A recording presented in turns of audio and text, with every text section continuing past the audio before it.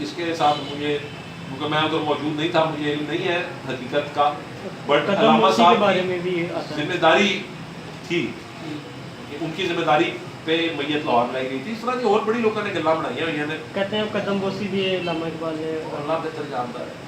But ایک تصویر موجود ہے، ایسے واقعات اور بڑے ہیں، بٹ مطلب ہے لوگوں نے باتیں اور بڑی اس طرح کی کرتے ہیں، پر اللہ بہتر جانتا ہے اس میں حقیقت کیا ہے.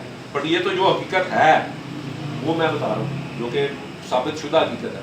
تو وہ ان دنوں میں علامہ صاحب کی ہر محفل میں مسلمانوں کی بڑی اس بات پہ رولا ڈلتا تھا کہ یار ہے دیکھو ہے تو ہندو نے ہے کتاب لکھ دیتی ہے، مارو ہے کرو ہے وہ کرو. تو علامہ صاحب کے گھر میں جو محفل لگتی تھی تو یہ غازی صاحب کا تعلق ترخانوں کے ساتھ تھا. تو اس پہ پھر یہ علامہ صاحب نے بات کی کہ اسی تے گلا کرتے رہ گئے، ترخانہ کا منڈا بازی رہ گیا. یہ علامہ صاحب سے منسوب سب سے مشہور پنجابی کا مکالمہ ہے یہ. تو اس طرح یہ غازی صاحب کی کہانی تھی.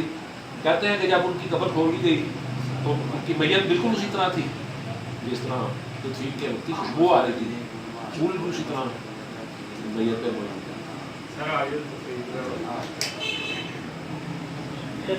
ڈال ہو گیا نا،